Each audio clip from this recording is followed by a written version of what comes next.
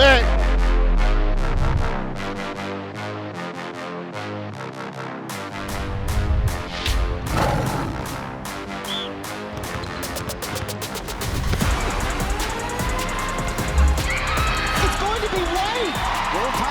There you go.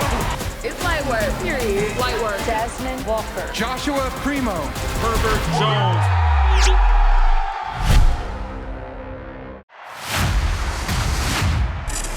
Alabama fans travel, and they consider Atlanta their home away from home. It's about to get crazy in here. This is going to be wild. I want everybody here to know, this is not the end. This is the beginning.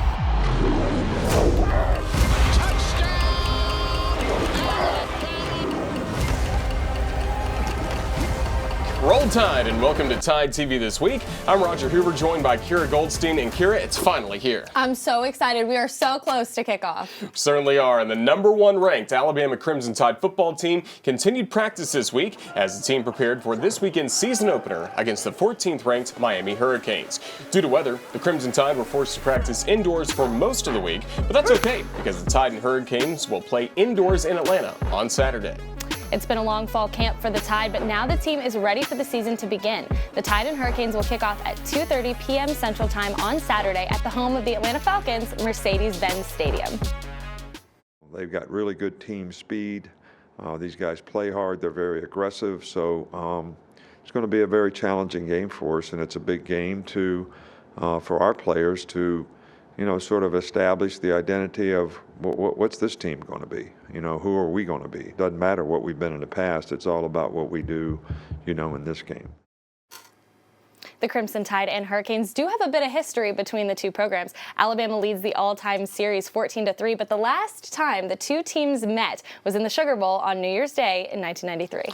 Yeah, that Sugar Bowl matchup was for the 1992 National Championship. Miami's quarterback Gino Torretta had just won the Heisman Trophy, and also the Canes entered the game ranked #1 in the nation, winners of 29 in a row. And the Tide was #2 and had won 22 consecutive games. Before this game, the last national championship the Tide had won was back in 1979 under Coach Bear Bryant. So this was a significant game. After this national championship, the Tide wouldn't win another one until 2009. Tide dominated #1 Miami in New Orleans in the Sugar Bowl. How sweet it was. The Tide's 12th national championship. Crimson Tide have had a lot of big moments in New Orleans. Let's take a look back at this one as Alabama snapped Miami's 29-game winning streak in the Superdome. Here in New Orleans, Louisiana, the Superdome is jam-packed to capacity as we are just minutes away from the Sugar Bowl to determine the national championship. Alabama and Miami meeting for the 16th time in the series history. This is the toughest ticket to be had in a long, long time. We're just about ready for the ball game. Gene Stallings walking the sidelines. Big chance for him to make a major point at home. So let us play for the national championship. They pin him up short of the 20. George Teague, the first man to get there for Alabama. 3rd down and goal from the 2, and Sherman Williams checks in. Williams in the middle, touchdown.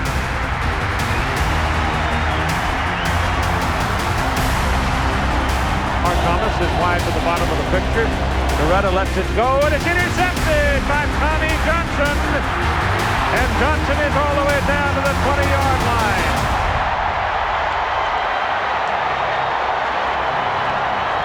Tommy Johnson having a huge ball game tonight. Classic. Touchdown.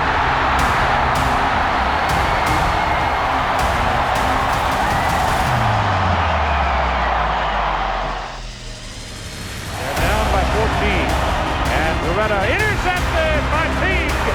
George Teague to the end zone. Touchdown. That's it. Blitz.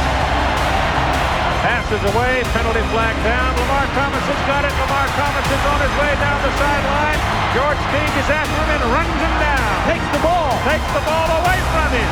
Teague's got the ball. And they tackle Teague back up to 12. 2nd down, give it to Lassick. Turns the corner, touchdown.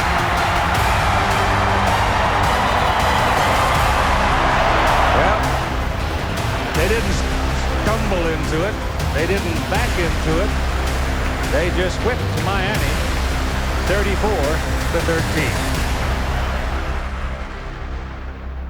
How sweet is this victory tonight? I'll tell you what, it's so sweet. If I have 5 pounds of sugar, I can take it all in right now. I think that says it all, Keith.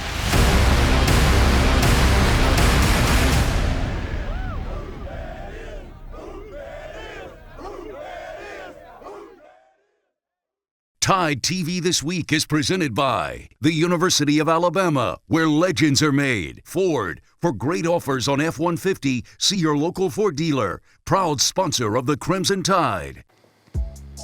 Welcome back to Tide TV This Week. What a season it was for the Crimson Tide in 2020.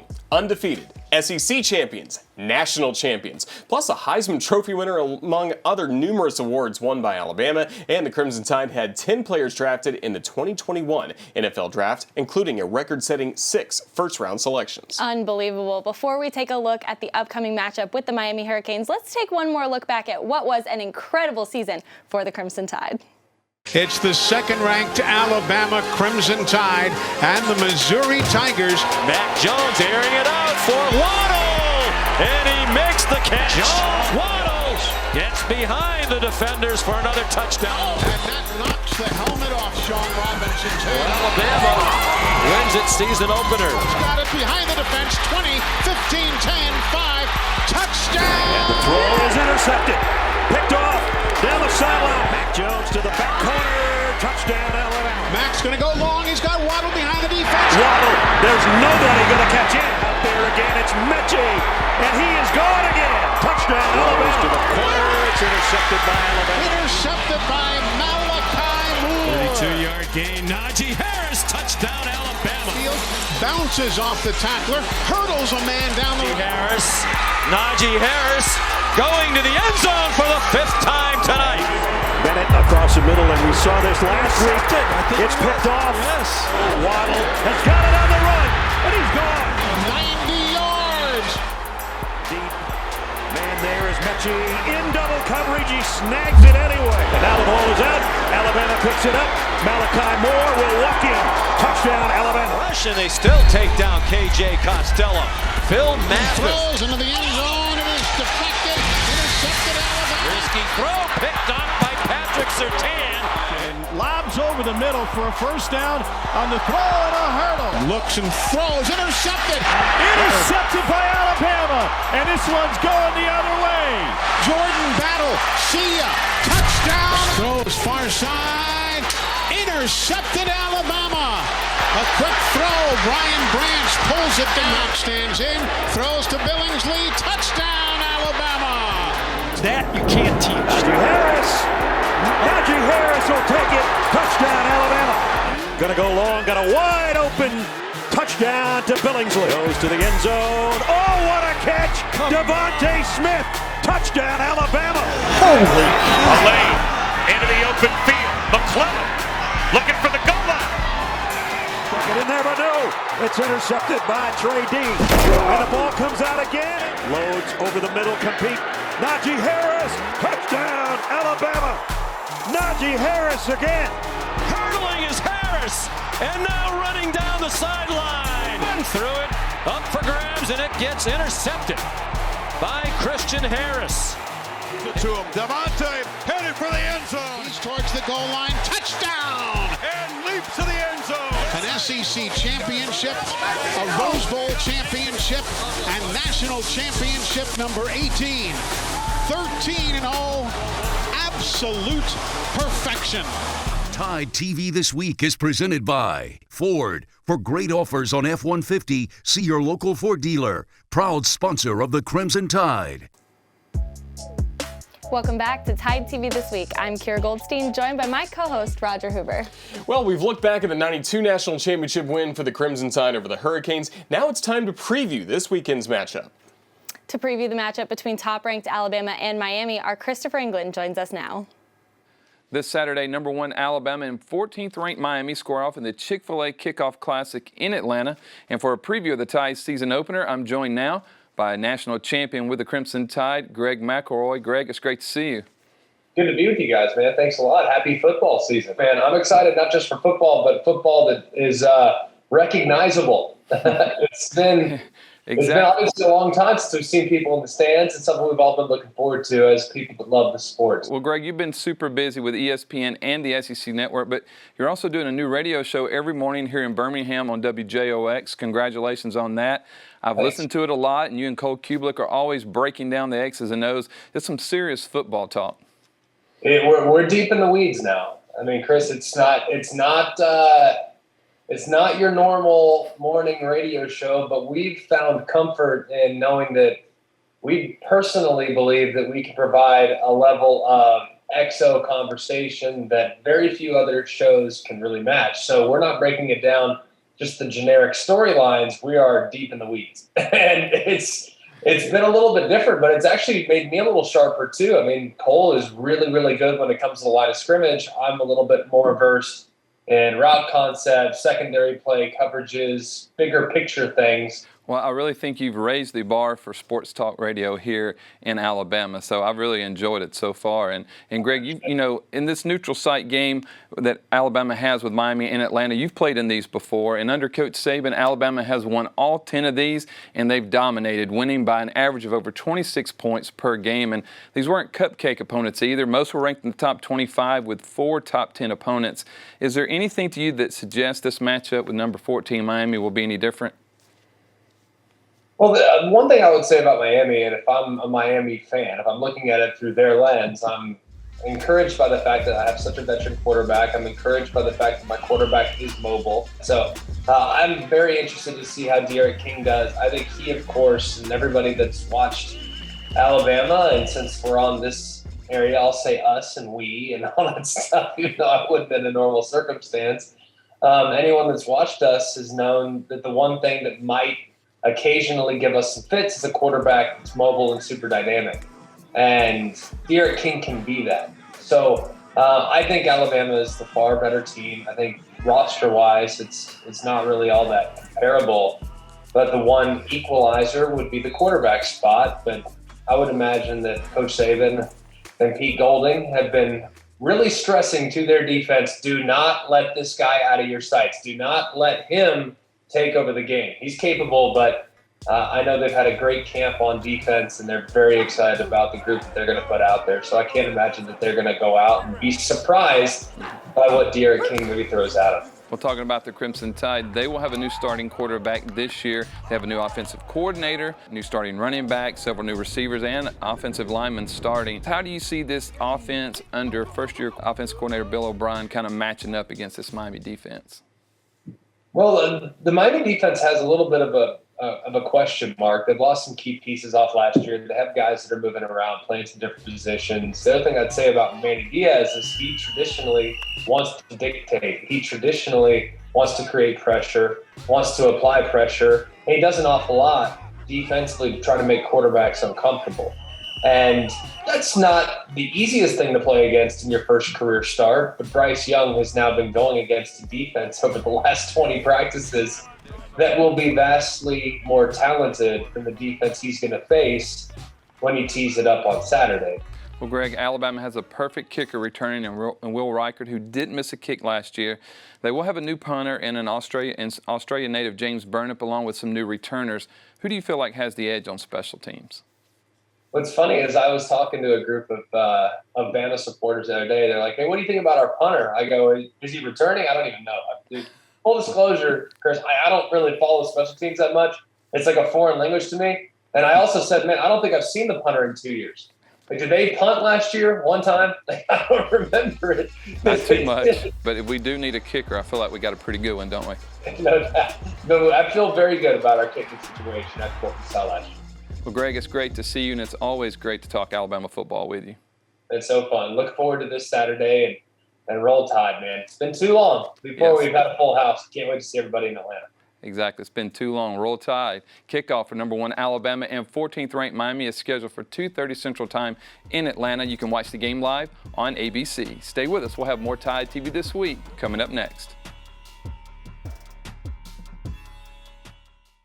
In a season of chaos, you can tell they authentically play for each other. Alabama does it. Absolute perfection. How good can the Crimson Tide be again in 21? It just doesn't show any sign of slowing down. It's all about the process. It's more than a buzz at Bryant-Denny. This guy's not going anywhere. He doesn't just roll out great players. He and his staff develop them. Bama's dominance shouldn't scare you. It should energize you.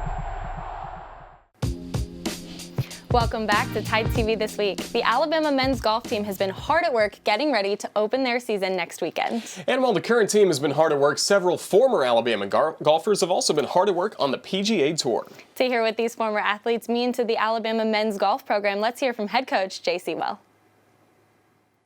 Alabama became a men's golf school because of the players we've recruited, and I'm so proud of the traditions we have created, they have created. When you recruit young people, they have their bright light eyes, and their final dreams are to win national championships here, but also make it to the PGA Tour. I'm so proud of both of those accomplishments. I know we had a tradition before that, and I'm proud of that also as the golf coach at Alabama. Mr. Pate is an incredible alumni. You know, we have his trophies just off to my right here. The U.S. Open trophy is here, of course, when he won just a year outside of being at Alabama, 22-year-old kid.